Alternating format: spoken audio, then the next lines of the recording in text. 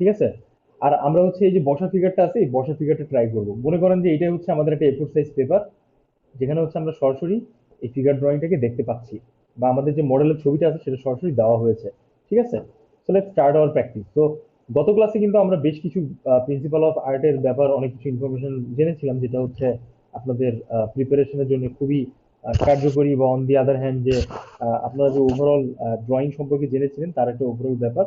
তো সেই অনুপাতেই হচ্ছে আমরা চেষ্টা করি আজকের এই প্র্যাকটিসকে এনহ্যান্স করার জন্য। খেয়াল করেন সবাই, এই পেপারে আমরা যদি টোটাল ড্রয়িংটাকে কম্পোজিশন করি, দেন সবার আগে আমাদের যে কাজটা করতে হবে, আহ, সবার আগে হচ্ছে আমাদের এই পেজের অংশগুলোকে কম্পোজিশনটাকে প্রপারলি ইয়ে ক্রিয়েট করতে হবে।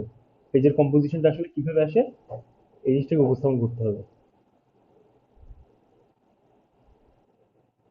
ওকে। সো আমরা হচ্ছে সবার আগে এরকম 9টা বক্স দিয়ে দিই। দেখেন, এর মধ্যে টোটাল পেজে আমরা 9টা বক্স ক্রিয়েট করছি। 1 2 3 6 7 8 9। ওকে। তো এবার আমাদের টার্গেট রাখতে হবে যে আমাদের টোটাল যে আউটার যে পার্টটা আছে ড্রয়িং এর, বা আমরা যে ড্রয়িংটা দেখতেছি, যে বসা ফিগারের যেটা স্টাইলটা, সেই আউটার পার্টটাকে ম্যানেজ করা। হ্যাঁ, এটা হচ্ছে আমাদের এখন কাজ হবে। বাট তার আগে হচ্ছে আমরা যে কাজটা করব এখানে, আমরা সরাসরি হচ্ছে আমাদের ড্রয়িং এর মাথার যে হিসাবটা আছে, বা আমরা সেকেন্ড যে প্রিন্সিপাল অফ ড্রয়িং সম্পর্কে জেনেছিলাম, যে প্রপোর্শন যে ব্যাপারটা, এটাকে একটু ফিক্স করা, যার ভেতরে হচ্ছে রেশিও ইম্পর্টেন্ট। তো চলেন আমরা ওটাকে ফিক্স করি। তো এই যে ফিগারটা আমরা দেখতে পাচ্ছি, এই ফিগারটাকে সরাসরি হচ্ছে আমরা আহ 8 মাথা হিসাব করব না। আমরা সরাসরি হচ্ছে এখানে আমরা যে হিসাব করব, এটা হচ্ছে কি বলুন তো, আমরা সরাসরি হিসাব করব হচ্ছে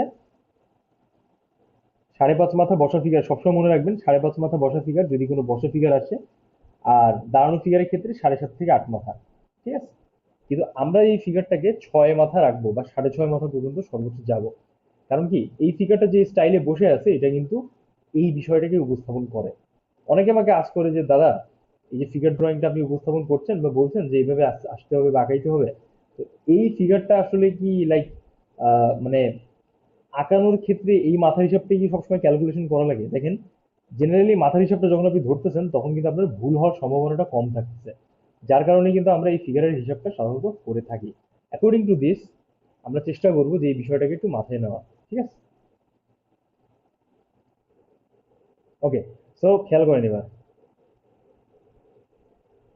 এখন আমরা যে কাজটা করব সেটা হচ্ছে আমাদের এই পেজের যে সাইজ বা ওভারঅল স্পেস আছে, আপনি দেখতে পাচ্ছেন এই যে মিডিল যে স্পেসটা আছে বক্স দেওয়ার ফলে, আমরা এই মিডিল স্পেসটাকে একটু কাজে লাগানোর চেষ্টা করি। So, খেয়াল করেন, প্রতিটা ছবি আঁকার ক্ষেত্রে আপনি সবসময় মাথায় রাখবেন, আপনার সাইড থেকে এরকম যে এরিয়াটা আছে 2 থেকে 3 আঙ্গুল বাদ দিয়ে দিবেন।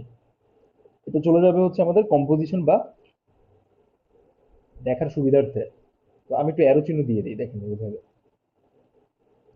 অবশ্যই মনে রাখবেন, যতটা হালকা করে দেওয়া সম্ভব প্রথম দিকের লাইনগুলো ততটা হালকা করে দেওয়া লাগবে।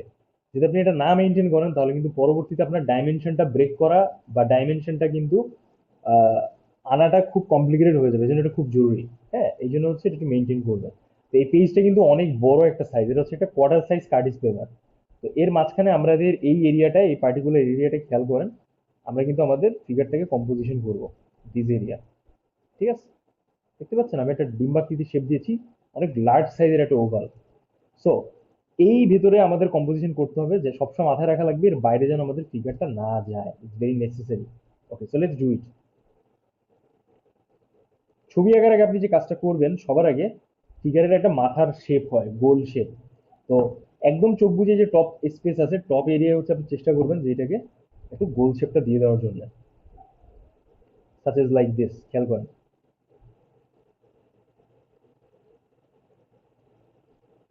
এরকম। এবার অনেকের প্রশ্ন থাকে, এই যে আমি গোল শেপটা নিলাম, এটা আমি কোন হিসাবে নিলাম, বা এর পেছনের ব্যাকগ্রাউন্ডটা কি সাধারণত। এই যে আপনি এখানে যে কোশ্চেন পত্রটা দেখতেছেন, এটা হচ্ছে একটা এ4 সাইজ পেপার। ঠিক আছে, এটা কি এ4 সাইজ পেপার। তো এই এ4 সাইজ পেপারে যদি আমরা হিসাবটা করি, আমাদের এই লিডের টপ পার্ট আর এই বুড়া আঙুলের বটম পার্ট, এইভাবে যদি আমরা হিসাব নিকাশ করি, দেখেন এরকম। খেয়াল করেন, এ হচ্ছে লিডের টপ পার্ট, এই হয়ে গেল থুতনির নিচে। আর এই আমাদের যে আঙুলটা আছে, এই আঙুলটা হচ্ছে চুলের একদম লাস্ট অব্দি পর্যন্ত যাবে। তো এইটুকু হচ্ছে আমাদের সাইজ, মানে এতটুকু স্পেস। খেয়াল করছেন? এটা যখন আপনি রেকর্ডেড ফাইল দেখবেন তখন আরো ক্লিয়ার হয়ে যাবে। আমাদের কাজটা হইতেছে এইটার একটু বেশি বড় করে নেওয়া। এটা জাস্ট একটু সাইজটাকে একটু আর একটু বিগ স্পেসে নেওয়া। তো যদি আমরা এইটুক হিসাব করি, এই আঙ্গুলটা আর এই টপ পার্টটা এইটুকু যদি আমরা হিসাব করি, তাহলে এখান থেকে অংশটা হচ্ছে দ্বিগুণ। খেয়াল করেন কিভাবে আমরা দ্বিগুণ সাইজটা নিলাম, আমরা এখন সেই হিসাবটা আপনাকে দেখাচ্ছি। দ্বিগুণ, হ্যাঁ, এই লিডের টপ পার্ট আর এই যে বুড়ো এই যে আঙুলটা আছে, এই আঙুলের এন্ড অব্দি পর্যন্ত কিন্তু আমাদের এরকম এক মাথা আসে। দেন এই এক মাথা আমরা আরেকটু ঘুরাই দিছি উপরে। সমস্যা নাই, আপনার পুরোপুরি যে এই দুইটা সাইজ আছে এটা নেওয়া লাগবে এমন কিন্তু কোনো কথা নাই। যদি আপনি ক্যালকুলেশন করেন, এই যে পেজের যে ফরম্যাটটা আপনি আঁকাবেন, এই সাইজ থেকে এটা হবে হচ্ছে দ্বিগুণ। এই পেজে আঁকানোটা, এটা হচ্ছে যেই সাইজে আঁকানো সেম সাইজে এখানে হবে দ্বিগুণ। তো আমরা কিন্তু ওই মাপটা নিয়ে ফেললাম। ঠিক আছে, এইবার আমরা যে কাজটা করব, আমরা সেম স্টাইলে এতটুকু যে সাইজটা আসলো, এই এতটুকু সাইজটাকে হচ্ছে আমরা এন্ড অব্দি পর্যন্ত নিব 5.5 মাথা। আমাদের ফার্স্ট টার্গেট থাকতেছে কি 5.5 মাথা হিসাব করা। খেয়াল করেন, এই যে এক মাথা, দুই মাথা, তিন মাথা, চার মাথা, পাঁচ মাথা, এই 5.5 মাথা বা 6 মাথা আপনি হিসাব করেন যেটা আমরা ধরছিলাম। তো এতটুকু পর্যন্ত হচ্ছে আমাদের 5.5 মাথা চলে আসতেছে। আর এই পুরোটা আমরা যখন অ্যাড করতেছি তখন কিন্তু 6 মাথা চলে আসতেছে।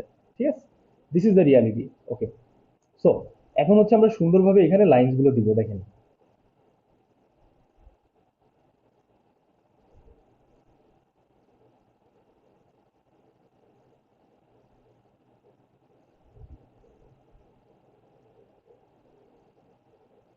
এই যে, ঠিক আছে, এটা ছোটবেলায় আমরা যে লেখা লিখছি বিভিন্ন ধরনের অ্যালফাবেট, ওরকম টাইপসেরই লাইন এখানে বেসিক্যালি। তা আমরা কিন্তু আশা করি বুঝাইতে পারছি যে কিভাবে দ্বিগুণ সাইজটা নিতে হয় আর কিভাবে 6.5 মাথার হিসাবটা ধরতে হয়। ঠিক আছে, তো this is all about our composition and proportion first part বলতে পারেন। ঠিক আছে, এরপর হচ্ছে আমরা ফিগার প্রপোর্শনে আরো বেশ কিছু বিষয় দেখব, যেমন রেশিও আছে। তারপর এরপরে আমরা হচ্ছে পার্সপেক্টিভ দেখব। কিন্তু রাইট নাও আমাদের যে জিনিসটা সব থেকে বেশি ইম্পর্টেন্ট, এটা হচ্ছে ফিগার মুভমেন্ট। হ্যাঁ, ফিগার মুভমেন্টটা কি এখন আপনারা ডাইরেক্টলি বুঝতে পারবেন, যেটা হচ্ছে আমাদের আরেকটা প্রিন্সিপাল অফ আর্টের পার্ট, ইম্পর্টেন্ট পার্ট। খেয়াল করেন সবাই। তো এই যে ছবিটা আপনি যদি খেয়াল করেন, এখানে আবার আমরা ছবিতে চলে আসি। এই ছবিতে আপনি যদি দেখেন যে এই যে পায়ের যে শেপটা আছে এটা কিন্তু সবার সামনে, এই পায়ের শেপটা কিন্তু সবার পেছনে, তাই না? আবার দেখেন এখানে শোল্ডারটা, ডান শোল্ডারটা হচ্ছে নিচে আছে, এটা ডেল্ট বলে, নট শোল্ডার। এটা কিন্তু নিচে আছে, আবার এটা হচ্ছে উপরে আছে। তারপর ফেসটা দিয়ে যদি আপনি খেয়াল করেন, ফেসটা কিন্তু, এটা কিন্তু কোন অংশ বলেন তো? এটা হচ্ছে আমাদের বাম সাইডের অংশ। তো এই বাম সাইডের অংশটা কিন্তু বামে তাকাচ্ছে, তাই না? বামে কিন্তু চোখটা দিয়ে তাকাচ্ছে। তো এই যে ওভারঅল মানে মুভমেন্টটা আছে, এটা কিন্তু আমাদের সরাসরি এখানে ধরতে হবে। তো এরই মাধ্যমে কিন্তু আমরা অবজারভেশন করে ফেললাম। আপনি কি বুঝতে পারছেন? ব্রেন স্টর্মিংও করে ফেললাম। আপনি এটা ছবি আঁকার শুরুতেও করতে পারেন, অথবা স্টেপ বাই স্টেপ আমি যেরকম দেখাচ্ছি এভাবে আপনি করতে পারেন। এটা হচ্ছে main fact. Okay, so let's try it out. তো আমাদের কি করতে হবে, সবার আগে একটা ব্যাকগ্রাউন্ড লাইন্স ক্রিয়েট করতে হবে। What is background lines? দেখেন, এই যে মাথার শেপটা আছে, এই টপ থেকে শুরু করে আমরা এই অবধি পর্যন্ত এরকম একটা লাইন্স দিব। খেয়াল করেন, যেন হচ্ছে ওটা একটা জিওমেট্রিক প্যাটার্ন ফলো করে বা জিওমেট্রিক একটা শেপে আসে। দেখেন এভাবে। ঠিক আছে, অবশ্যই মাথায় রাখবেন যে এই অংশটার থেকে যেন এই অংশটা একটু উপরে থাকে এরকম।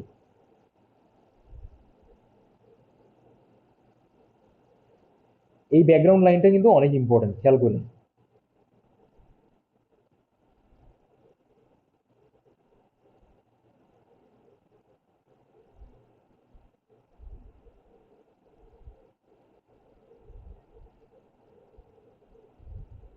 এগুলো আমাদের ব্যাকগ্রাউন্ড লাইন, খেয়াল করেন। আমরা কিন্তু জাস্ট একটা জিওমেট্রিক শেপটাকে অ্যাড করছি।